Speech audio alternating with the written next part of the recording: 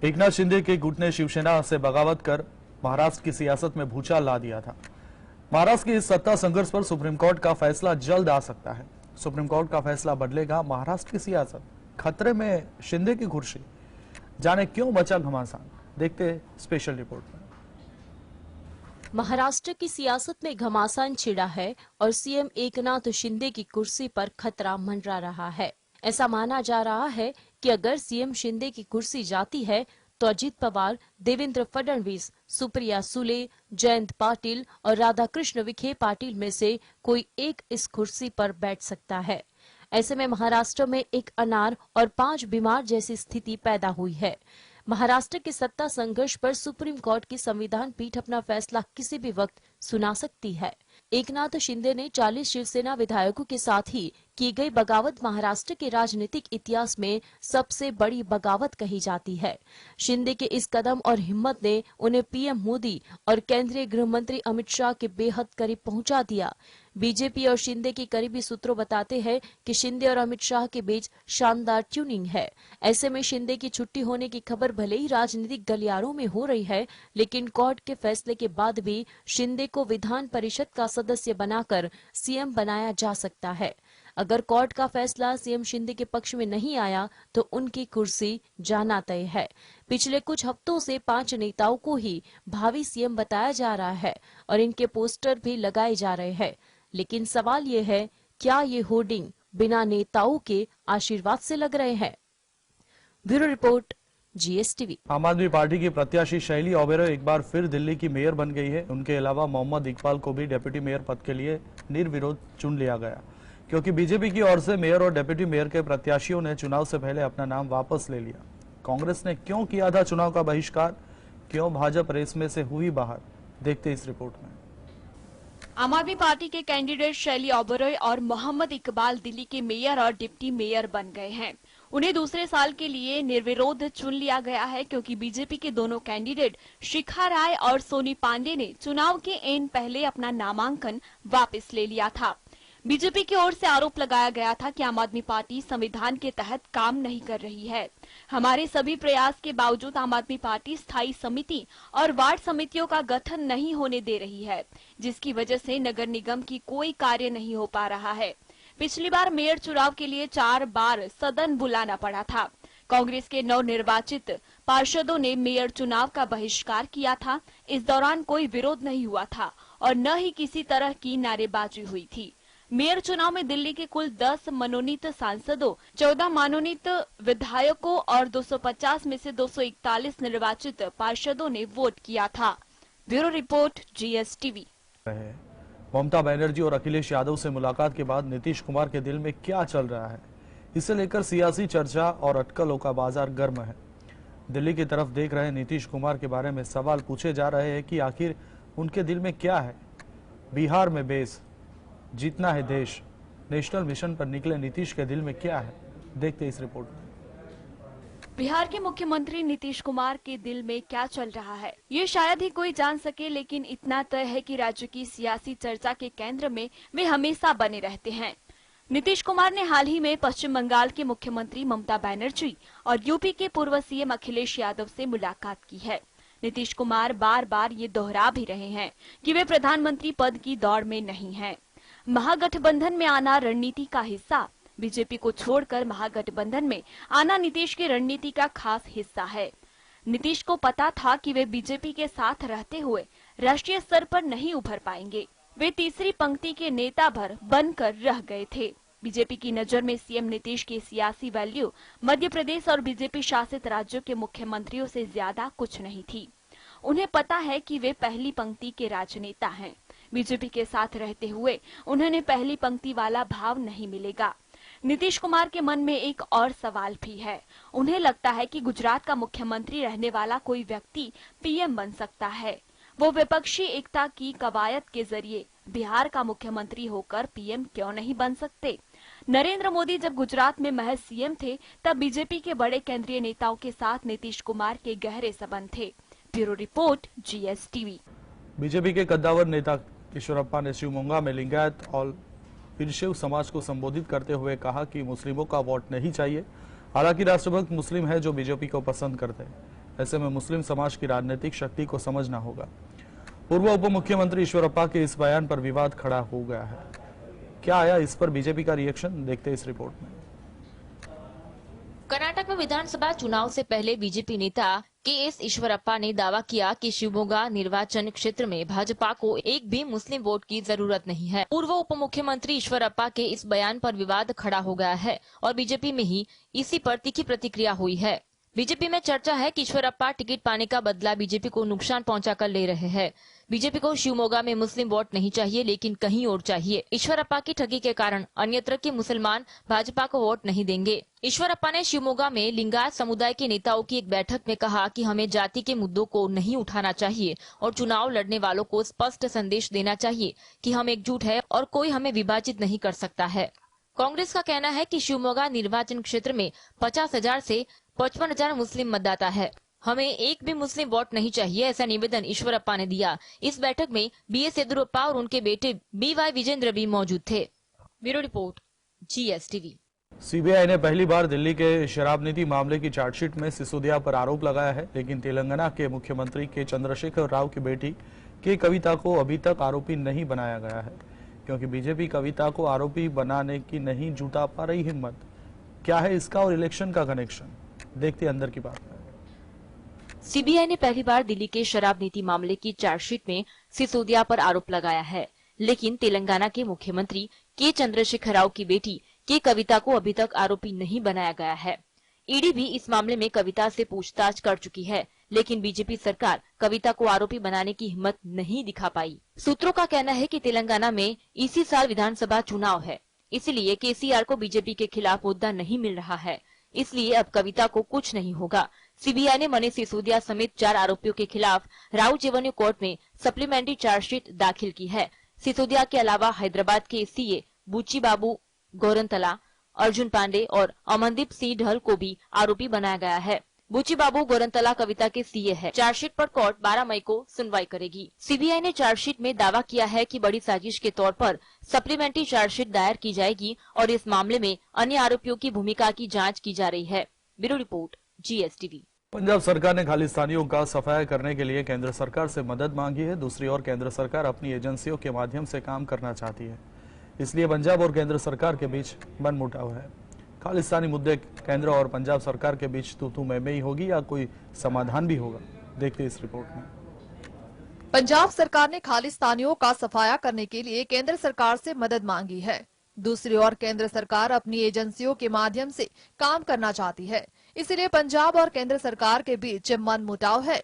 पंजाब सरकार ने केंद्रीय गृह मंत्रालय को ऑपरेशन अमृतपाल की रिपोर्ट सौंपी थी, जिसमें दावा किया गया था कि अमृतपाल फरार होने के बाद विदेशी नंबर का इस्तेमाल कर रहा था और व्हाट्सएप कॉलिंग के जरिए अपने साथियों से लगातार संपर्क में था। रिपोर्ट में विदेशी फंडिंग और ISI कनेक्शन का भी जिक्र है। केंद्र पंजाब पुलिस को दूर रखना चाहता है, क्योंकि मामला विदेशी मामलों से जुड़ा है। राष्ट्रीय जांच एजेंसी ने भी अमृतपाल पर जांच रिपोर्ट गृह मंत्रालय को सौंपी है। इस रिपोर्ट में पंजाब पुलिस द्वारा दी गई डिटेल्स भी है। पंजाब पुलिस ने अमृतपाल सिंह के फरार होने के बाद उसे पनाह देने वाले लोगों की भी पूरी जानकारी दी है। उसके आधार पर केंद्रीय एजेंसियां कार्यवाही करेंगी। Bureau report, GSTV। Umeshpal murder case में आरोपी रहे ज्यादातर लोगों को यूपी STF मौत की नींद सुला चुकी है, लेकिन 2 आरोपी गुड्डू मुस्लिम और अतीक की पत्नी शाइस्ता परवीन की तलाश जारी है। कहां है शाइस्ता, देखते हैं अपडेट अंदर की बात में। उमेशपाल मर्डर केस में आरोपी बनाई गई माफिया अतीक अहमद की पत्नी शाइस्ता परवीन को लेकर यूपी पुलिस के हाथ अभी तक खाली है। वहीं शाइस्ता की तलाश में जगह जगह दबिश दे रही यूपी पुलिस और STF नए खुलासे कर रही है। हाल ही में यूपी पुलिस ने अतीक अहमद के घर के हेल्पर राकेश से पूछताछ की थी। राकेश से पूछताछ में यह निकलकर सामने आया कि 23 फरवरी की रात को शाइस्ता परवीन की मौजूदगी में असद समेत सभी शूटर पार्टी किए थे और 24 फरवरी को उमेशपाल की हत्या हो गई थी। उमेशपाल शूटआउट के बाद शाइस्ता की तलाश जारी है। उसके मददगारों से लेकर रिश्तेदारों तक पुलिस निगाह रख रही है। शाइस्ता पर 50,000 का इनाम है और जांच एजेंसियां उसकी तलाश में जगह जगह दबिश दे रही है।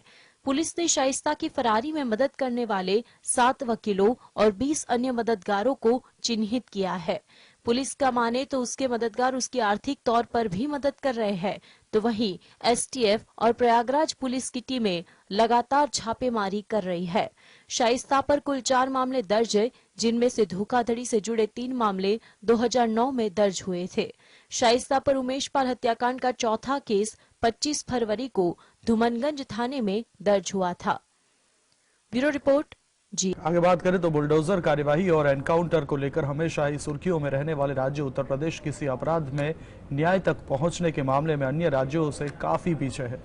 दरअसल न्याय रिपोर्ट 2022 के अनुसार 1 करोड़ से ज्यादा आबादी वाले देश के 18 राज्यों में उत्तर प्रदेश न्याय दिलाने के मामले में 18वें और सबसे अंतिम स्थान पर है। देखते इस रिपोर्ट में।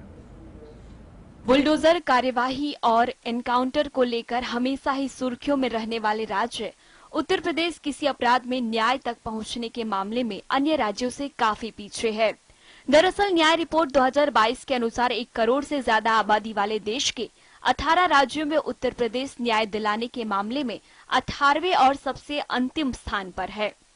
भारत के किसी राज्यों में कितना न्याय मिल रहा है, इसे लेकर यह विश्लेषण तीसरी भारत न्याय रिपोर्ट 2022 की तहत किया गया है, जो न्याय वितरण तंत्र न्यायपालिका को क्षमता प्रदान करने में प्रत्येक राज्य की प्रगति का आकलन करता है। यही रिपोर्ट राज्यों में पुलिस, जेल और कानूनी सहायता जैसी फील्ड में मिल रहे न्याय की रैंकिंग तय करती है।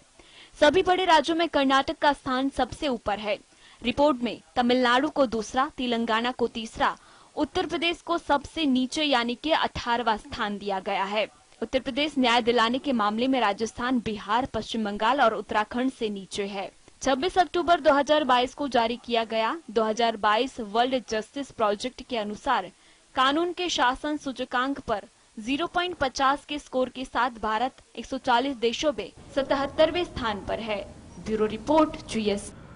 लोगों के अजीबोगरीब शौक होते हैं, कई इतने अजीब होते हैं कि उसके बारे में सुनकर ही सिर चकरा जाता है। कुछ ऐसा ही शौक इस शख्स का है। उसने कुत्ता बनने के लिए करीब 12 लाख रुपए खर्च कर दिए हैं।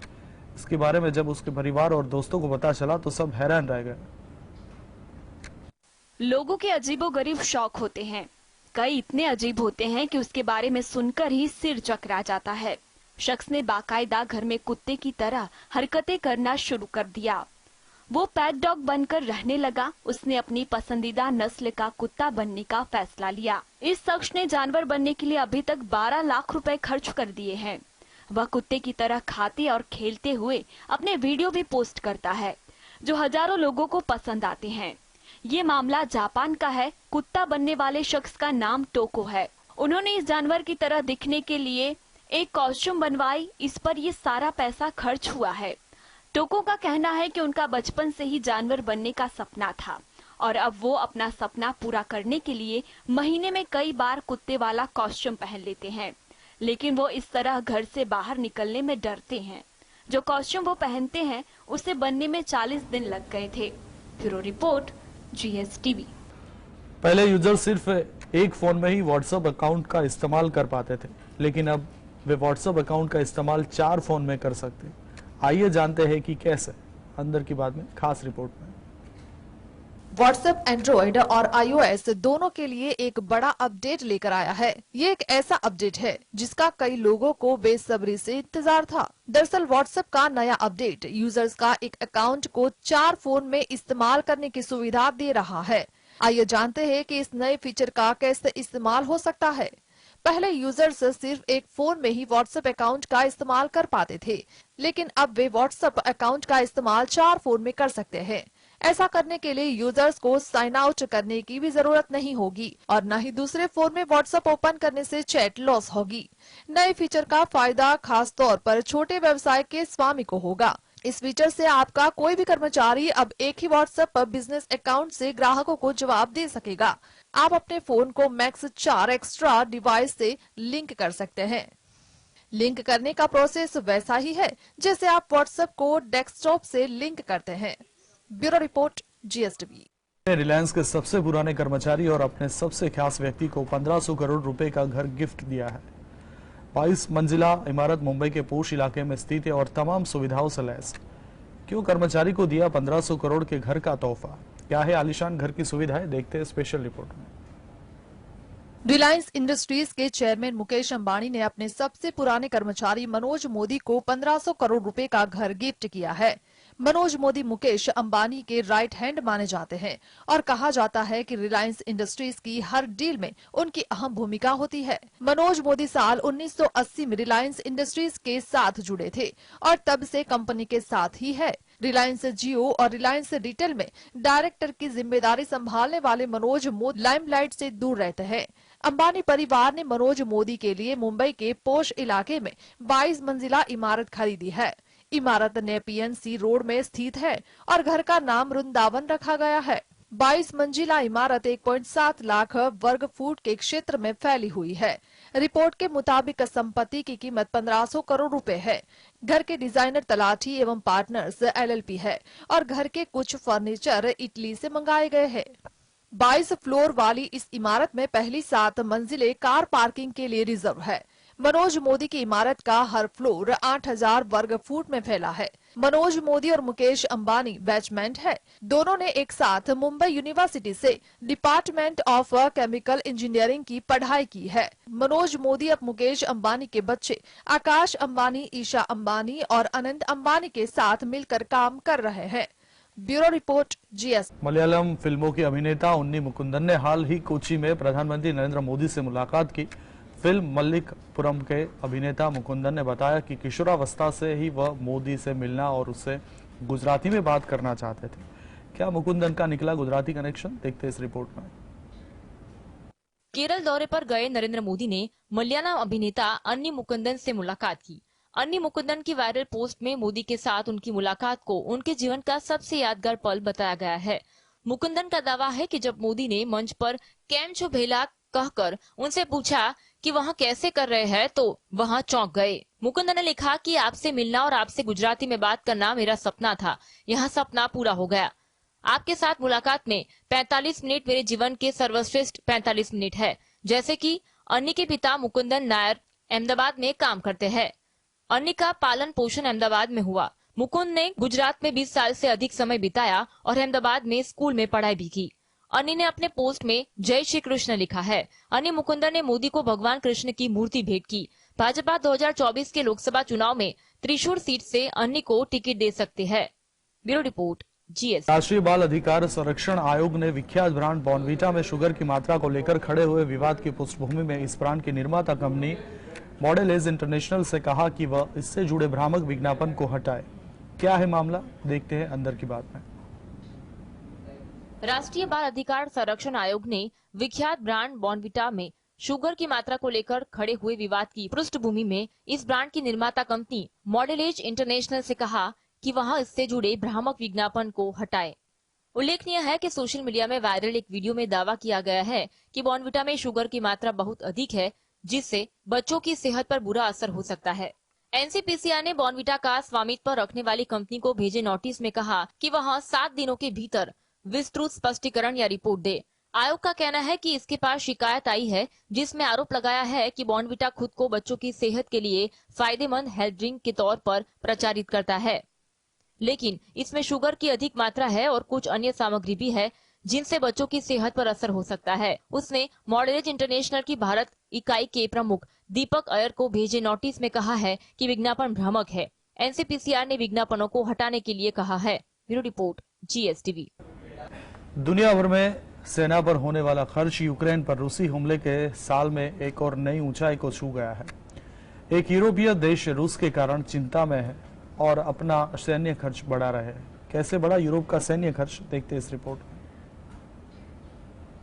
2022 में दुनिया भर से कुल 2.24 अरब अमेरिकी डॉलर की रकम सेना पर खर्च हुई। महंगाई के कारण आया फर्क समयोजित करने के बाद यह एक साल पहले के आंकड़े से करीब 3.7% की बढ़ोतरी है। अगर महंगाई को इसमें शामिल ना किया जाए तो यह बढ़ोतरी करीब 6.5% की होगी। बीते 30 सालों में पहली बार यूरोप में सेना पर खर्च में सबसे ज्यादा 13% का इजाफा हुआ है। यह आंकड़ा महंगाई को शामिल करने के बाद का है। रूस और यूक्रेन में हथियारों पर खर्च बढ़ने के कारण ये नौबत आई है।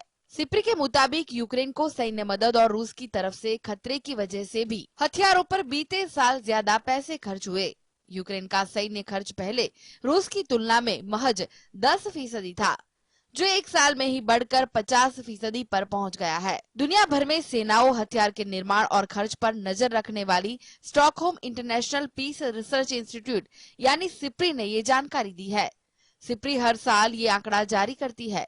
इससे दुनिया भर में रक्षा खर्चों के बारे में अहम जानकारी मिलती है।